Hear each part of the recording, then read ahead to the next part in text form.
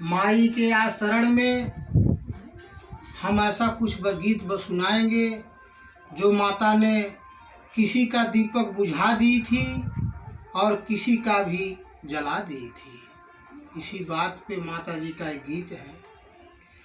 अरे हमरऊ दीपकवा मैया तू ही जलावा हो, हमरऊ दीपकवा मैया तू ही जलावा हो, हमरऊ दीपकवा मैया। ए रावण कई दीपकवा मैया तू ही बुझावलू, रावण कई दीपकवा मैया तू ही बुझावलू, राम का दीपकवा मैया तू ही जलवलू हो, तू ही जलवलू हो, हमरऊ दीपकवा जलाई जाहो मैया, हमरऊ दीपकवा जलावा मोरी माता हो, जलावा मोरी माता हो, हमरऊ दीपकवा जलावा मोरी माता हो। ए कंसा का दीपकवा मैया तू ही बुझाऊ हो, तू ही बुझाऊ, कंस के दीपकवा मैया तू ही बुझाऊ हो, तू ही बुझाऊ हो, कृष्ण जी के तू ही मैया दीपकवा जलाऊ हो, दीपकवा जलाऊ हो, हमरऊ दीपकवा जलाई दा हो मैया, हमरऊ दीपकवा जलावा मोरी जननी हो, जलावा मोरी जननी हो, हमरऊ दीपकवा जलावा मोरी जननी हो।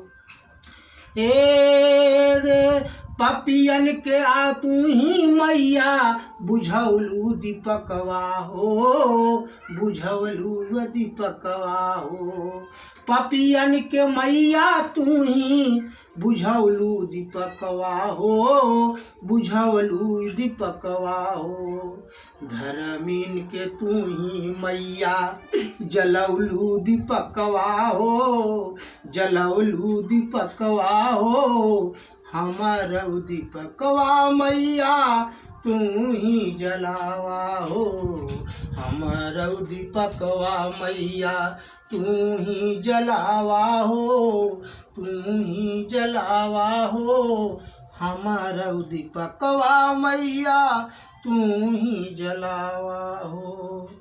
हे से राम के दीपकवा मैया तू ही जलाऊ हो, तू ही जलाऊ हो, हे राम का दीपकवा मैया तू ही जलाऊ हो, तू ही जलाऊ हो, रावण कई दीपकवा मैया तू ही बुझाऊ हो, तू ही बुझाऊ हो, हमरऊ दीपकवा मैया तू ही जलावा हो, हमरऊ दीपकवा मैया तू ही जलावा हो, तू ही जलावा हो, हमरऊ दीपकवा मैया तू ही जलावा हो।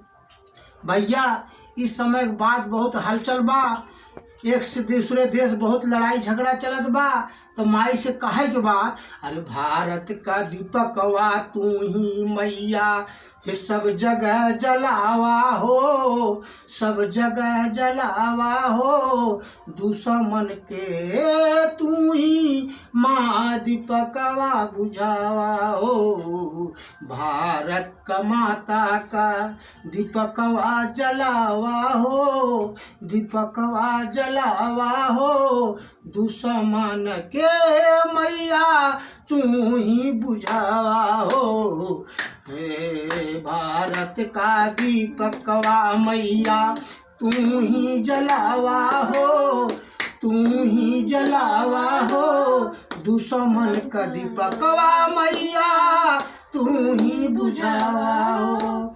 ए हमारा दीपकवा मैया तू ही जलावा हो, तू ही जलावा हो।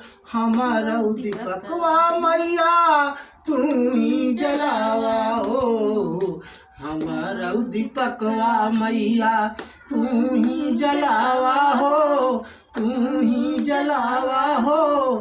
दुश्मन के मैया तू ही बुझावा हो, दुश्मन के मैया तू ही दीपकवा बुझावा हो, दीपकवा बुझावा हो।